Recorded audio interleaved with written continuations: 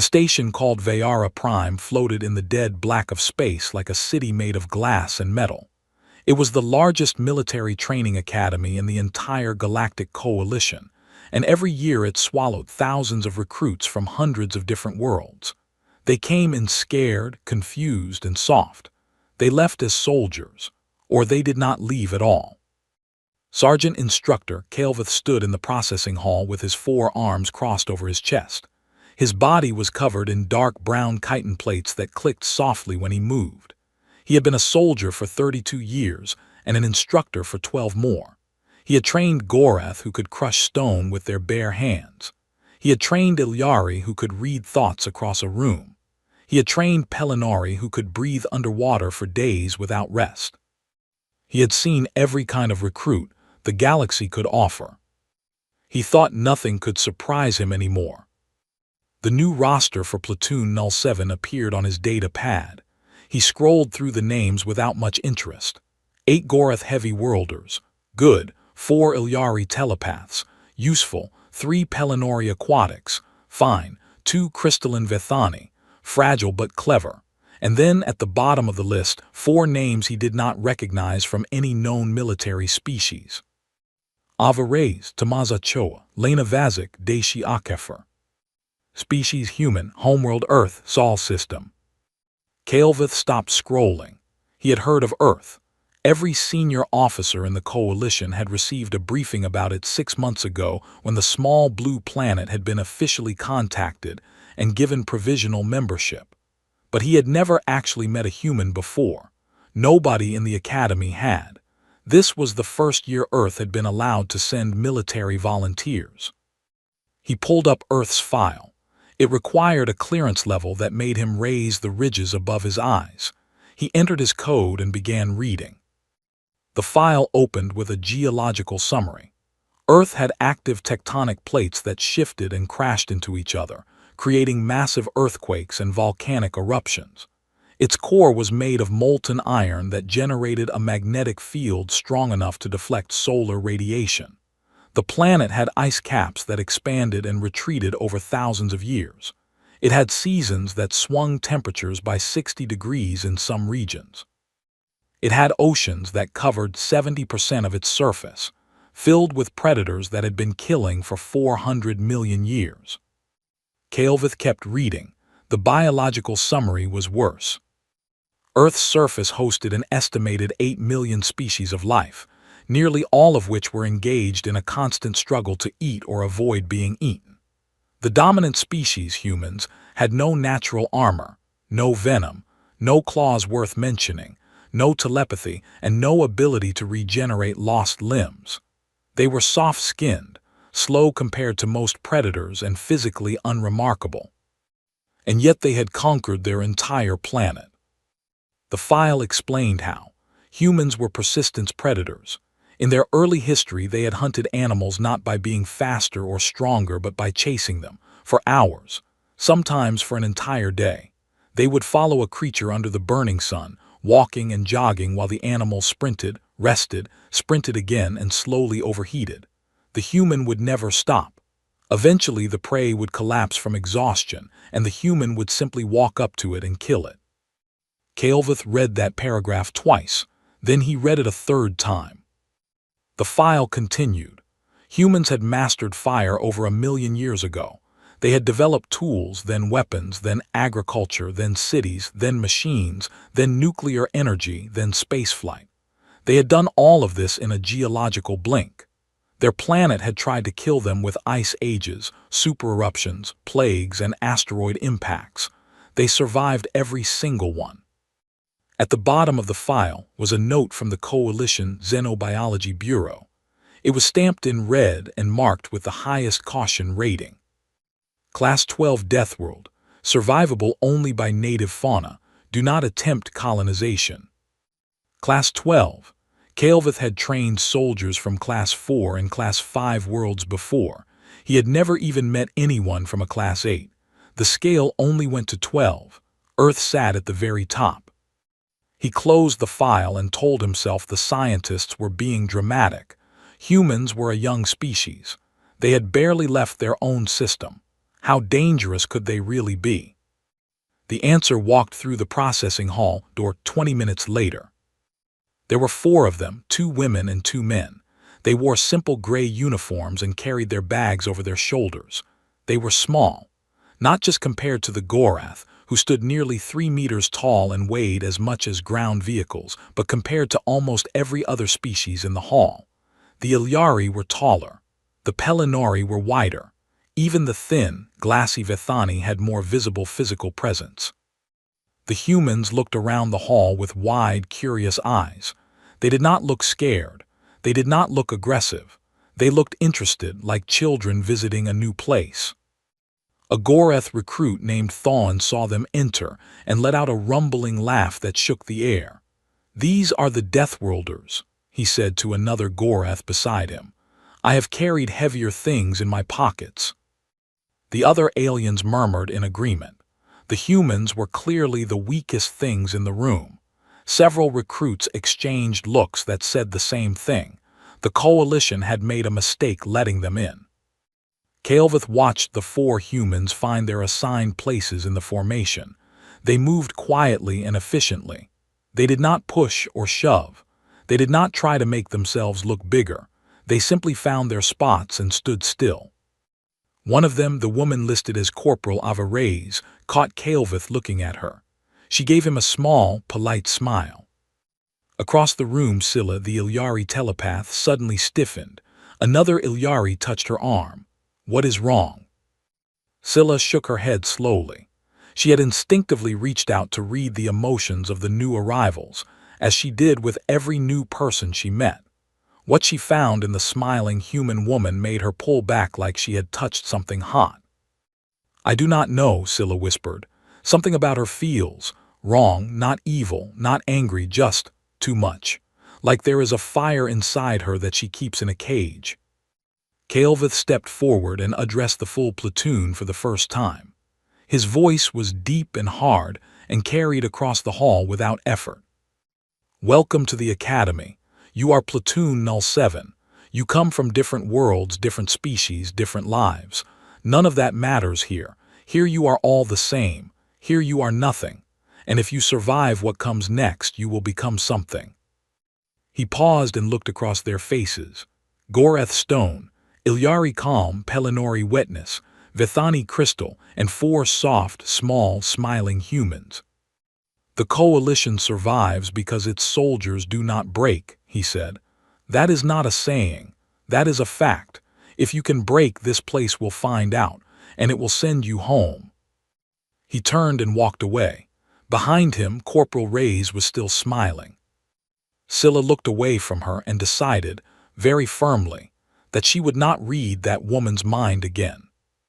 The first week at the Academy was designed to sort the strong from the weak. Every morning began before the station's artificial sun had fully brightened, and every night ended long after it had dimmed. The recruits of Platoon Null 7 ran, climbed, crawled, fought, studied, and suffered together. And very quickly, a natural order began to form. The Gorath dominated every strength exercise. When the platoon was told to lift heavy crates and carry them across the training yard, Thawne and the other Gorath picked them up like toys. Their muscles were dense as rock, packed under thick gray skin that could stop a blade. They were built for power, and they knew it. The Ilyari dominated the tactical simulations. Working together through their telepathic link, they could coordinate movements without speaking a single word. In squad-based exercises, they reacted to threats before anyone else even noticed them. Their minds moved faster together than any individual could match. The Pellinori owned the aquatic modules. In water, they were beautiful and terrifying, cutting through underwater obstacle courses in half the expected time. On land they were slower, but in their element nothing could touch them. And the humans were average. Not bad, not good, just average. They finished strength tests in the middle of the pack. They completed tactical exercises with acceptable but unremarkable scores. They passed every module but never topped a single one. The other recruits treated them the way students treat the quiet kid in class. They did not dislike the humans. They simply did not notice them. Thawne said it plainly one night in the barracks. They are here because of politics. The coalition wants Earth to feel welcome. That is all. Nobody argued with him. It seemed obvious. Then the cracks began to show. It started with the endurance run. The Academy's standard morning run was a 5-kilometer loop around the station's outer ring. It was meant to be challenging but manageable. Most species could complete it, though some struggled. The Goreth were surprisingly slow over distance, their heavy bodies burning energy fast. The Ilyari had long legs but tired quickly. The Pelennori hated running on dry ground. One morning, a scheduling mistake doubled the run to 10 kilometers. The instructors decided to let it play out and observe. By kilometer 6, the Goreth were slowing. Their breathing became heavy and labored. Thawne, the strongest recruit in the platoon, dropped to a walk at kilometer 7. The Ilyari began falling behind at kilometer 8. The Pelennori had stopped completely, their legs cramping on the hard surface. The humans did not slow down. They ran at the same steady pace they had started with. Not fast, not impressive, just constant, like machines that did not know how to turn off. They passed the struggling Goreth without even breathing hard. They passed the Ilyari without looking tired. They finished the full 10 kilometers and stood at the end, stretching casually as if they had just gone for a morning walk. Kael'veth watched from the observation deck. He pulled up a term from Earth's file that he had dismissed before: persistence predation, the ability to simply outlast anything alive. He had thought it was ancient history. Now he watched 4 humans prove it was still in their blood. The second crack came during a grappling exercise. Recruits were paired off for hand-to-hand combat training. Private Tamaz Ochoa, one of the quieter humans, was matched against a mid-sized Goreth. The fight was short. The Goreth threw Ochoa to the ground hard enough to make the floor ring. In the process, 2 of Ochoa's fingers bent sideways with an audible snap. The Rithani medic rushed over and began scanning the damage. The bones were clearly broken. 2 fractures, 1 displaced. The medic reached for a medical discharge form. This kind of injury meant at least a week in the regeneration pod. Ochoa sat up and looked at his hand. The fingers were swollen and twisted at a wrong angle. He flexed them once, winced, and then asked the medic for tape. "Tape," the medic repeated. "Medical tape, to hold them together." The medic stared at him. "Your bones are broken." "I know, they will heal, just tape them for now." The medic looked at Kael'veth, who gave a slow nod. Ochoa's fingers were taped together and he walked back to the training mat. He fought 3 more rounds that day. He lost all 3, but he fought them. With broken fingers, with bones grinding against each other under a thin layer of adhesive. The Goreth who had broken his fingers watched this with an expression that was hard to read. It was not respect exactly. It was something closer to confusion. Pain was supposed to stop you. That was what pain was for. Why was this small creature ignoring it? The third crack was the widest. The environmental survival chamber was a massive room that could simulate almost any planetary condition. Recruits were cycled through extreme heat, extreme cold, low oxygen, and high humidity. Each species had known tolerances. The Goreth thrived in heat but shut down in cold. The Ilyari needed stable, moderate conditions. The Pelennori required high humidity but could not handle dry heat. The chamber cycled through all 4 extremes in one session. Every species struggled with at least 2 of them. Some recruits collapsed. Some had to be pulled out by medics. The humans survived all 4. In the heat, they sweated. Their bodies pushed water through their skin to cool themselves, a process so strange that the Pelennori recruits turned away in disgust. In the cold, they shivered, their muscles vibrating rapidly to generate warmth. In low oxygen, they gasped and panted but slowly adjusted, their breathing changing rhythm as their bodies extracted every molecule of air they could. In the humidity, they simply endured, wet and uncomfortable but functional. Scylla was monitoring the chamber from outside. She felt the humans' bodies through her telepathic sense, and what she felt made her step back from the observation window. Their bodies were at war with themselves. Their internal systems were fighting the environment on every level, making hundreds of tiny adjustments every second. Hearts beating faster, blood vessels expanding and contracting, chemical signals flooding through their brains. It was chaos.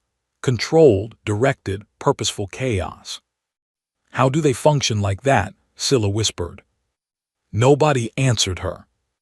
The last crack that month came during a tactical simulation. The platoon was dropped into a virtual battlefield and told to identify threats. The scenario was based on a real ambush from a border conflict 20 years ago. The aliens spread out and began scanning for enemies using their various abilities. The Ilyari reached out with their minds. The Gorath watched for movement. The Pelennori listened for vibrations in the ground. Corporal Reyes looked at the tree line on the left side of the valley and said, "Ambush. Left flank. The trees do not match the terrain." Everyone stopped. Calveth checked with the simulation operators. Reyes was correct. The ambush was hidden in the left tree line. She had identified it in under 30 seconds, faster than the telepaths, faster than anyone. "How did you know?" Calveth asked her. Reyes seemed to think about it. "It just felt wrong," she said. "The pattern was off. I cannot explain it better than that." Calveth looked up the word later. Intuition. A human subconscious process that analyzed thousands of tiny details without the conscious mind being aware of it. It had evolved over millions of years on a planet where noticing the wrong shape in the grass or the wrong shadow in the trees meant the difference between life and death. It was not magic. It was not telepathy. It was something arguably more frightening. It was a brain that had been built, generation after generation, by death itself. That evening, Calveth sat in his quarters and opened a new report. He had originally planned to recommend that the human recruits be reassigned to non-combat roles. He deleted that recommendation and wrote a new one. Human recruits require further observation. They do not excel in any single area, but they do not fail in any area either. They adapt to every condition. They endure beyond expected limits. They process threats through methods that are not fully understood. Their potential ceiling is unknown. I advise continued integration and close monitoring.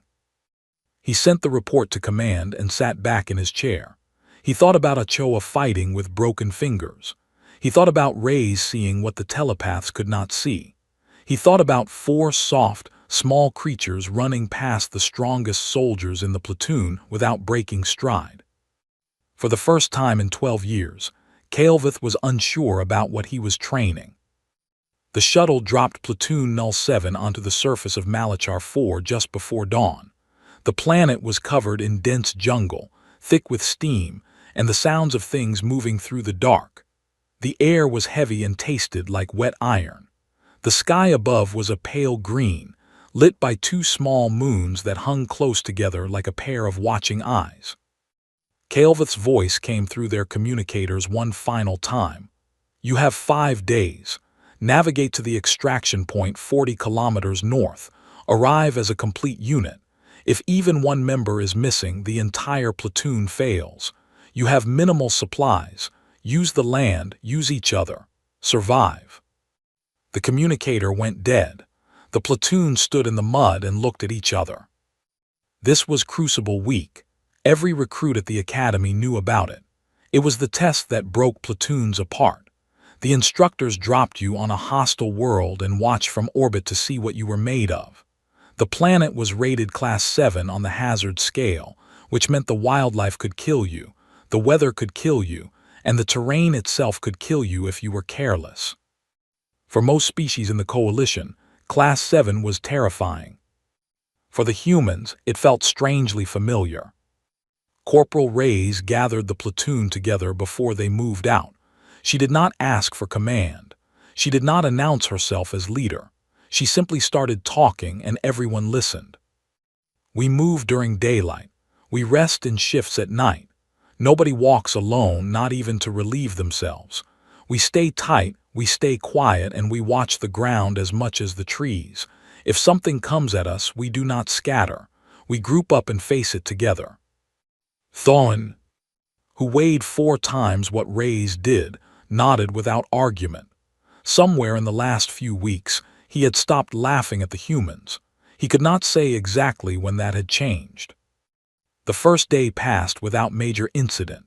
The platoon moved through the jungle in a loose column, cutting through undergrowth and crossing muddy clearings. The heat was crushing. Several Ilyari struggled with the humidity, their sensitive skin flushing dark. The Pelennori were comfortable but slow on the uneven ground. The Goreth pushed through everything by sheer force, snapping branches and stomping through streams. The humans moved like they belonged there. They stepped carefully, watched the canopy, and kept their heads on a swivel. Lena Vazik, the quietest of the four, walked at the rear of the column and watched the jungle behind them with eyes that never stopped moving. Night fell fast on Malachar 4. The green sky turned black in minutes, and the jungle came alive with sounds that made the Ilyari press their hands over their ears. Clicks, screams, rustling, and something deep and rhythmic that might have been breathing or might have been the planet itself. The platoon made camp in a shallow depression between 2 rock formations. They set a watch rotation and tried to sleep. At the 3rd hour of darkness, something came. It moved through the undergrowth with a wet sliding sound. It was long, as thick as a Gorath's torso, covered in dark scales that reflected no light. It came up from the stream bed below the camp, drawn by the body heat of 23 sleeping beings. Its head was flat and wide, with 4 rows of backward curving teeth designed to grip and never let go. It was a constrictor, native to Malachar 4, and it had been killing things on this planet for 60 million years. It struck the Pelennori recruit named Dural while he slept. One moment Dural was breathing slowly in the humid air. The next moment, 5 meters of muscle were wrapped around his body, squeezing with a force that cracked the ground beneath him. Dural screamed, a wet, bubbling scream that woke the entire camp. The platoon erupted into chaos. The Goreth scrambled to their feet but could not see the creature in the dark. The Ilyari reached out with their minds and recoiled from the thing's cold, empty brain. The Vethani backed away, their crystalline bodies ringing with fear.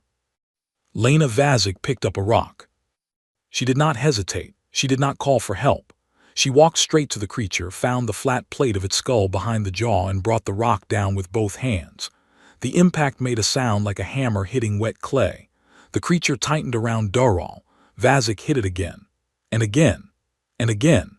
7 times she hit it, each blow landing in the same spot, until the skull cracked open and the coils loosened and the thing slid off Dural and lay twitching in the mud. Vazik checked Dural's breathing first. Then she wiped her hands on her pants and looked at the dead creature the way a farmer looks at a fox that got into the henhouse. "Are you all right?" she asked Dural. He stared at her. Everyone stared at her. "Where I grew up," Vazik said simply, "you learn not to let snakes get comfortable." Nobody slept much after that. On the 3rd day, they reached the river. It was wide and fast and brown with mud. The current was strong enough to pull a Pelennori downstream, and the water was deep enough that the Goreth, with their dense bones and heavy bodies, would sink like stones if they tried to wade across. The platoon stopped at the bank and stared. The extraction point was on the other side. There was no bridge, no shallow crossing, no way around. The river stretched in both directions as far as they could see. Ray studied the water for exactly 2 minutes. Then she turned to the platoon and started giving orders. "Vazik, Achoa, Akafer, you are with me. We swim across first and anchor ropes on the far bank. Pelennori, you position yourselves downstream as safety catchers in case anyone falls. Goreth, once the ropes are secure, you pull yourselves across hand over hand. Ilyari, you go with the Goreth and keep the line steady with your coordination. Vethani, you ride the Goreth's backs. Nobody touches the water alone." Thawne looked at the river, then at Ray's. "You can swim in that."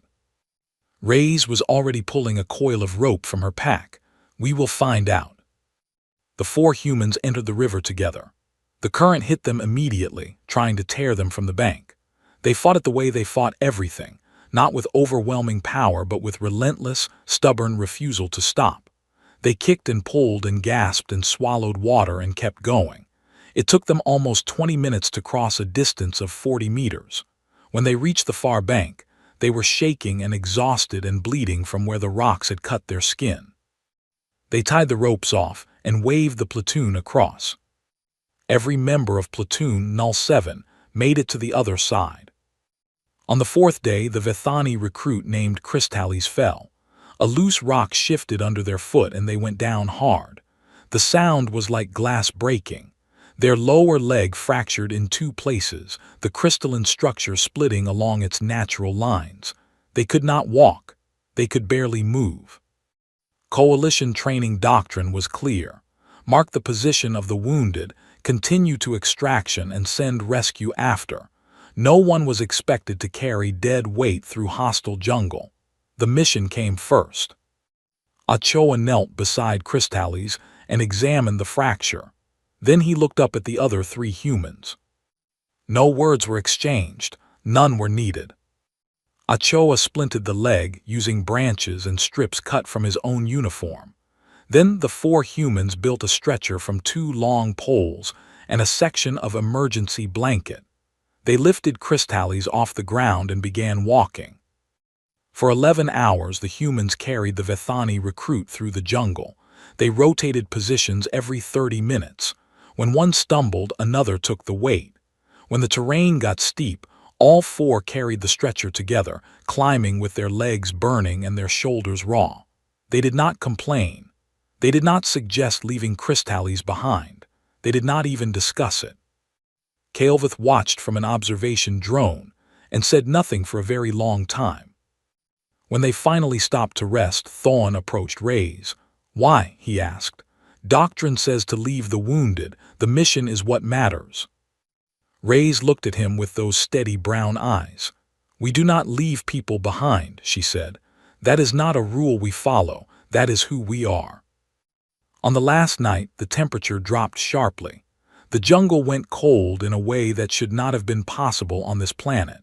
Several species began to slow, their bodies struggling with the sudden change. Ochoa gathered dry wood. Akefer struck sparks from a rock and a blade. Within minutes, a fire was burning in the center of the camp. Several aliens had never seen open flame outside of a weapon. The Ilyari stepped back. The Vethani moved behind the Gorath. Even Thawne watched the fire with wide eyes, his instincts telling him that uncontrolled combustion was dangerous. The humans sat around it like it was an old friend. The warmth spread. Slowly, one by one, the other recruits moved closer. Scylla sat near Reyes and felt the heat on her skin. Through her telepathic sense, she reached toward the humans and felt something she had never felt before. It was old. Older than language, older than thought. It was a feeling of safety that went back 1,000,000 years, to the first time a small, frightened creature on a deadly world had pushed back the darkness with a handful of burning sticks and survived until morning. "Tell us about your world," Scylla said quietly. And the humans did.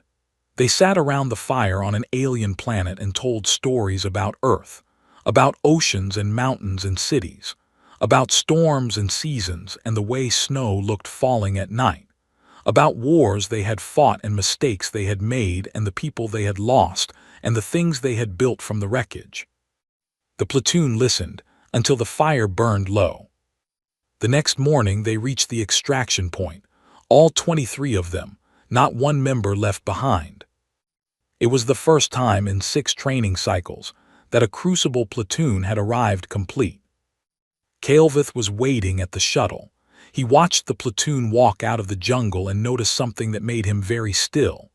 The other recruits had arranged themselves around the 4 humans without thinking about it, not in front of them, not behind them, around them, the way a formation naturally organizes around its strongest point. Nobody had given that order. Nobody had planned it. It had just happened. The final evaluation was supposed to be a simulation. a 48-hour wargame inside a controlled environment on the Academy's lower decks. Platoon 07 would defend a mock settlement against waves of combat drones that got harder with every round. The instructors would grade them on how long they lasted, how many objectives they held, and whether the platoon stayed together or fell apart. It began at dawn on a Tuesday by station time. The platoon took their positions inside the settlement, a collection of prefabricated buildings arranged around a central square. The first wave came 30 minutes later. 20 drones, basic attack patterns, easy to predict. The Gorath held the two main entrances. Their bodies filled the doorways like living walls, and the drones broke against them like water hitting rock. Thawne alone took down 6 in the first wave. He was grinning, if that is what you could call the expression a Gorath made when they were enjoying themselves. The Ilyari coordinated the platoon's movements from the center. Scylla and the other telepaths linked minds and passed information faster than any radio. When drones flanked left, the platoon knew before the drones had finished turning. When a new wave approached from the south, the defenders were already in position. The Pellinori ran supplies through the drainage channels beneath the settlement, moving ammunition and medical kits to wherever they were needed without exposing themselves to fire. And the humans did what humans always did. They adapted. Rays watched the first 3 waves and found the pattern. The drones were programmed to probe defenses, find weaknesses, and then concentrate force on the weakest point. It was a standard tactical algorithm, predictable, so she made it useless. After every wave, she moved the platoon's positions. She shifted the Gorath to new choke points. She changed the Ilyari's communication patterns. She rearranged the defensive layout so that the weakness the drones had identified no longer existed by the time the next wave arrived. The drone operators watching from the control room had to keep adjusting their strategies, and every time they adjusted, Rays adjusted faster. By the 20th hour, the platoon had not lost a single position. The drone operators increased the difficulty 3 times beyond the scheduled maximum. It did not matter. Rays kept changing the game. But it was not just tactics. The humans brought something else to the fight that the drones could not account for. When a position was overrun, the humans counterattacked with a violence that startled even the Gorath. Ochoa, with his still-taped fingers, cleared a building by himself using a combination of grenades, close combat, and a chair he ripped from the floor and used as a weapon. Vazik set traps in corridors using nothing but furniture, wire, and an understanding of how the drones moved. Akafer held a rooftop alone for 40 minutes against a sustained assault, firing with a calm precision that made the drone operators check if he was actually organic. At the 36th hour, the wargame stopped. Not because the platoon had failed, because something real had happened. A distress signal had come in from a coalition science outpost on Malachar 4's second moon. The outpost held 46 researchers studying geological formations. Something had broken through the perimeter. The security cameras showed a creature that the coalition had classified as a wraith, a semi-corporeal predator that existed somewhere between solid matter and energy. It was fast. It was armored in a way that deflected most standard weapons. It hunted by sensing the electromagnetic fields that all living bodies produced, and it was supposed to be extinct in this sector. It was not extinct, it was inside the outpost, and it was killing people. The nearest rapid response military unit was 4 hours away. Platoon 07, still armed and alert from the wargame, was 40 minutes away by shuttle. Coalition Command debated. Academy recruits were not soldiers yet. Sending them against a Class 10 creature was beyond anything training was meant to prepare them for. The risk was too high. The recruits were too green. Kael'veth listened to the debate from the Academy's command center. Then he walked down to the wargame settlement where his platoon was still holding their positions. He looked at them, tired, bruised, 36 hours without sleep, but still standing, still together. He looked at the humans. Reyes was already checking her weapon. She had heard the comms traffic through the open channel. No one had told her to prepare. No one had asked for volunteers. She was simply ready. "Platoon Null 7, Calveth said. "There are people in danger. You are not required to go. This is not an order. This is a choice." Reyes did not look at the other humans. She did not need to. "We go," she said. The shuttle dropped them on the moon's surface in a haze of dust and low gravity. The outpost was a cluster of white domes connected by pressurized corridors. Half the lights were out. The main airlock was torn open from the inside. The platoon entered in a tight formation. The Gorath went first, their massive bodies filling the corridors. The Ilyari spread their telepathic awareness ahead, scanning for the creature's mind. The humans moved in the center, weapons up, eyes everywhere. They found the first bodies in the third corridor. 2 researchers, a Pellinari and a small avian species Calveth did not recognize. They had been killed quickly. The Wraith had not eaten them. It did not need to eat. It killed because that was what it was designed to do. Scylla reached out with her mind and found the creature 2 levels below. It was cold. Not cold like the absence of heat, cold like the absence of everything. An empty space shaped like a predator. She tried to get a sense of its thoughts and found nothing. No fear, no hunger, no anger. Just a machine of instinct wrapped in something that was not quite alive and not quite dead. They found it in the lower laboratory. It was bigger than the files had suggested. Nearly 4 meters long, low to the ground, covered in plates of something that looked like black glass. It moved like smoke, shifting between solid and translucent so fast that the eye could not track it. The platoon attacked. The Gorath charged with everything they had. Their fists hit the creature's body and slid off its shifting surface. Thoin grabbed it by what should have been its neck, and the creature phased through his grip and slashed him across the chest, opening a wound that went to the bone. The Ilyari tried to coordinate a focused psychic assault. The creature emitted a burst of neural static that dropped all 4 telepaths to their knees. Scylla screamed. Blood ran from her nose. The Pellinari tried to flank it. The creature moved faster than anything its size should have been able to move and cornered 3 of them against a wall. Standard tactics were failing. The creature adapted to everything the aliens tried within seconds. It learned Gorath attack patterns after 2 exchanges. It neutralized the Ilyari after 1 attempt. It predicted the Pellinori's movements before they made them. Then the humans stopped fighting like soldiers. Something changed in them. It was not visible in the way a weapon powering up was visible. It was deeper than that. It was as if a door had opened somewhere inside each of them, and what came through it was something very old, something that had been sleeping since the first human ancestor picked up a bone and chose to fight instead of die.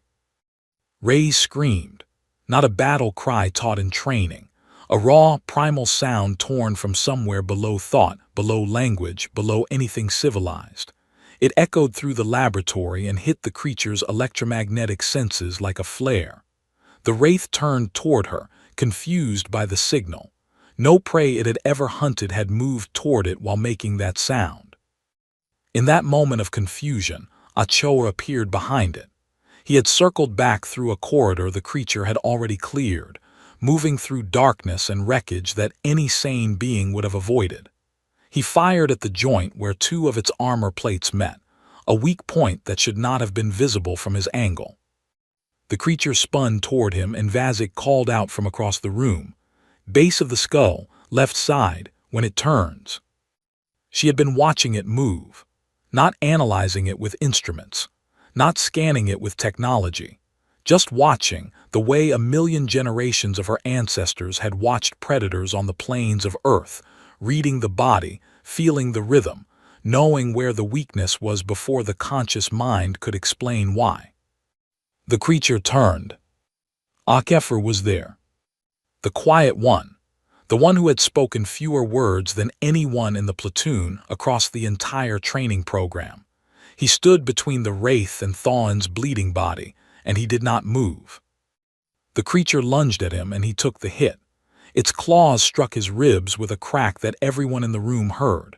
3 ribs broke. Akafor did not fall. He planted his feet, grabbed the creature's extended limb, and drove his combat blade into the joint at the base of its skull, exactly where Vazik had called it. The wraith shuddered. Its body flickered between solid and transparent, its armor plates grinding against each other. Ray's was there a second later, firing into the wound Akafor had opened. Ochoa hit it from the other side. Vazik picked up a piece of broken laboratory equipment and jammed it into the gap in its plating. The creature collapsed. Its body solidified for the last time and went still. The laboratory was silent, except for the sound of heavy breathing and dripping fluid. Akafor sat down against the wall, one arm pressed against his broken ribs. His face was tight with pain, but his eyes were calm. Thawne lay on the floor, his chest wound being treated by a Pelinari medic. He stared at the dead wraith and then at the 4 humans. His mouth opened, closed, opened again. "What are you?" he asked. It was the first honest question he had ever asked them. No mockery, no superiority, just a simple, genuine need to understand. Ray stood over the wraith's body. She was covered in its fluid. Her hands were shaking now, the adrenaline fatting. She looked at Thawne and answered with 2 words that carried the weight of an entire world behind them. "We are from Earth." Nobody spoke for a long time after that. The rescue shuttle arrived an hour later. All 46 researchers were alive. The platoon had 3 serious injuries and a dozen minor ones, but no deaths. In the Academy's command center, the senior officers reviewed the mission footage in silence. They watched Ray's draw the creature's attention with nothing but her voice. They watched Ochoa move through terrain that should have stopped him. They watched Vazik read a Class 10 predator like it was an open book. They watched Akafor take a blow that would have killed most species and stay standing long enough to deliver the killing strike. The Academy commander, a very old Ilyari named Thessara who had seen 2 wars and 100 graduating classes, added a single line to the official file on human military recruits. Deathworld classification confirmed. Recommend expanded integration. Immediately. The Hall of Service was the oldest room on Vayara Prime. Its walls were lined with the banners of every platoon that had graduated with distinction in the Academy's 300-year history. Thousands of banners hung from the ceiling, each one carrying the names and species of soldiers who had gone on to serve across the coalition. Some of those banners were faded with age. Some were stained with marks that might have been ceremonial or might have been something else. Together, they formed a kind of fabric history, a record of every species that had ever fought for something larger than itself. Today, a new banner would join them. The hall was full. Recruits from other platoons filled the lower galleries. Officers and instructors lined the upper balconies. Representatives from dozens of coalition worlds had traveled to the station for this ceremony, and not because graduation was unusual. Graduation happened every cycle. They had come because of the story. The story of Platoon 07 had spread through the coalition like fire through dry grass in the 3 weeks since the Wraith incident. Not through official channels, through whispers, shared messages, and video clips that someone had leaked from the observation drones. The footage of 4 humans killing a Class 10 predator with improvised tactics and bare-handed fury had been viewed on every connected world in the coalition. But it was not the fight that captured people's attention. It was everything else. Species across the galaxy had begun pulling Earth's full files, not just the ecological summary that Kael'vith had read months ago, but the complete record, the history, the culture, the wars. What they found was difficult to process. Humans had been fighting each other for as long as they had existed. Their recorded history was a continuous chain of conflicts, each one larger and more destructive than the last. They had developed weapons that could split atoms and release enough energy to flatten cities. They had built enough of these weapons to destroy their own planet several times over. They had come to the edge of self-extinction more than once and pulled back at the last moment, not because they could not do it, but because they chose not to. They had survived diseases that killed half their population and rebuilt within generations. They had endured ice ages, volcanic winters, famines, and floods. They had watched species disappear from their world at a rate that would have broken most civilizations, and they had kept going. And they had done something that no other species in the Coalition's records had ever done. They had reached their own moon before anyone came to help them. They had looked up at the sky from their deadly, violent, beautiful world and decided to go there. Not because it was safe, not because it was easy, because it was there. This was what frightened the Coalition, not the strength, not the endurance, not the fire or the intuition or the persistence. It was the combination. It was a species that was capable of unimaginable destruction and unimaginable kindness, and you could never be entirely sure which one you were going to get. Except that now, after watching Platoon 07, the Coalition had a better idea. They had watched 4 humans carry a wounded alien through a jungle for 11 hours because leaving someone behind was not something they were willing to do. They had watched a human woman kill a predator with a rock to save a squadmate she had known for 5 weeks. They had watched a human man stand between a wounded Gorath and a creature that could have killed him and choose to stay. The humans were not monsters. They were something more complicated. They were beings forged on a world that tried to kill them every single day, who had somehow emerged from that crucible with the ability to love as fiercely as they fought. Kael'veth stood at the front of the hall of service and looked out at the assembled crowd. Behind him, Platoon 07 stood in a single line, 23 soldiers, 8 Gorath, 4 Ilyari, 3 Pelennari, 2 Vethani, 2 from other species, and 4 humans. Thoin stood at one end of the line, his chest still bandaged from the Wraith's claws. Scylla stood near the middle, her dark eyes calm and focused. Daral, the Pelennari who had been saved from the constrictor, stood tall and steady. Crystales, the Vethani who had been carried through the jungle, stood on a leg that was still healing but refused to sit. And in the center, neither ahead of the others nor behind them, stood Reyes, Ochoa, Vazik, and Akefer. Kael'veth had written his speech the night before. He had deleted it and written it again 3 times. In the end, he had set aside everything he had planned and decided to simply say what was true. "I have been an instructor at this academy for 12 years, he began. His voice carried through the hall without amplification, deep and steady. Before that, I was a soldier for 32 years. I have served alongside Gorath who could crush steel. I have fought beside Ilyari who could predict an enemy's movements before they made them. I have seen courage from every species in this coalition, and I have been honored to witness it." He paused. "But I have never seen anything like Platoon 07. The hall was very quiet. When the human recruits arrived, I expected them to wash out within the first week. They were small. They were soft. They had no natural weapons, no armor, no telepathy, no special abilities that I could identify. On paper, they were the weakest recruits I had ever been assigned." He looked at the 4 humans. Reyes met his eyes. Ochoa stood with his hands at his sides, his taped fingers finally healed. Vazik watched the crowd with her quiet, scanning gaze. Akefer looked straight ahead, solid as a wall. "I was wrong," Kael'veth said. "I was wrong in a way that I am still trying to understand." These 4 did not succeed because they were the strongest. They succeeded because they never stopped. They did not win because they were the fastest. They won because they refused to quit. They did not lead because they were given authority.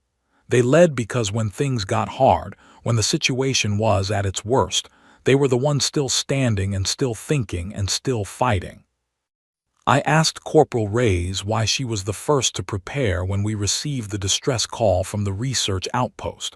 She had not been ordered. She had not been asked. She simply heard that people were in danger and began getting ready. I asked her why, she said, because someone was in trouble. Kelvith let those words hang in the air. Not a human, not a friend, not someone from her world or her species, just someone. That was enough. I have read Earth's file. I have read about their wars, their weapons, their history of violence. I know what they are capable of at their worst, but I have also seen what they are capable of at their best, and I believe, after everything I have witnessed, that their best is the truest part of them. Their world is called a death world because everything on it is trying to kill everything else. The ground shakes, the sky burns, the water drowns, the animals hunt. And in the middle of all that chaos, these small, soft, stubborn creatures looked at the darkness around them and decided to build fires. They decided to tell stories. They decided to protect each other, not because it was easy, because it was the only way to survive. That is what a death world produces. Not unfeeling killers, not invincible warriors. It produces beings who have seen the worst that existence has to offer and decided, every single day, to be kind anyway. He straightened, his chitin plates clicked softly. That is why Earth is called a death world, and that is why I am grateful, deeply and truly grateful, that they are on our side. The hall was silent for a long moment. Then Thawne began to clap. It was a human gesture he had learned from Ochoa 3 weeks ago. The sound of his massive hands striking together echoed through the hall like thunder. Scylla joined him, then Doral, then Crystales, then every recruit in Platoon 07, then the galleries, then the balconies, then the entire hall of service. The humans stood in the middle of it and did not cry, though at least 2 of them came close. 6 months later, the 4 of them had scattered across the coalition. Reyes commanded a mixed-species rapid response team stationed on the frontier. Her unit had the highest mission success rate in their sector. Every member of her team, regardless of species, said the same thing about her. She never asked them to do anything she would not do herself, and she never, ever left anyone behind. Ochoa trained combat medics at a coalition hospital station. He taught aliens how to set bones, stop bleeding, and treat wounds under fire. His first lesson was always the same. Pain is information, he told them. It tells you something is wrong, but it does not get to decide what you do next. Vazik worked in military intelligence. She had a gift for reading patterns in data that computers missed. Her colleagues called it magic. She called it paying attention. She never fully explained how she did it, and the Ilyari analysts who worked alongside her eventually stopped asking. Akafar, the quiet one, had requested assignment to the most remote and dangerous posting available, a listening station on the edge of coalition space, where the stars grew thin and the darkness between them grew wide. He stood watch there with a small team of aliens who had all specifically requested to serve with a human. When asked why he chose the hardest posting, he gave a short answer that his teammates later had printed on a plaque and hung in their common room. Someone has to watch the dark. Across the coalition, things were changing. Recruitment applications from Earth had increased by 8,000%. Human volunteers were being assigned to units on every front, and everywhere they went, they brought their strange habits with them. On a frozen outpost near the Kethani border, a Goreth patrol team sat around a fire for the first time. A human private had built it using scraps from a broken supply crate. The Goreth had never felt open flame before. They sat close and said nothing, and felt something ancient and warm that they could not name. On a space station orbiting a gas giant, an Ilyari analyst and a human intelligence officer worked late into the night. The Ilyari reached out with her mind and felt the humans' thoughts. They were loud and messy and full of conflict, as always. But underneath all the noise, there was something steady, something that would not break. On a transport ship carrying wounded soldiers home, a Pellinori medic watched a human nurse sing quietly to a dying Vethani recruit. The song was in a language the Pellinori did not understand. The melody was simple. The Vithani, who could not speak, closed their eyes and became still, not dead, at peace. In the Academy's Hall of Service, Platoon Null 7's banner hung among the greatest units in Coalition history. It was blue and silver, and it carried 23 names in 23 different scripts. Beneath it, on a small metal plaque, were 2 lines of text. The first was in Galactic Standard, the common language of the Coalition. The second, added at Calvith's personal request, was in English. He had asked Reyes to choose the words, and she had chosen them without hesitation. The plaque read, "We don't leave people behind." And across the galaxy, in barracks and outposts and ships moving through the cold between the stars, beings from 100 different worlds read those words and understood, finally, completely, why Earth was called a death world. Not because of what it had made humans capable of surviving, because of what it had made them willing to do for others.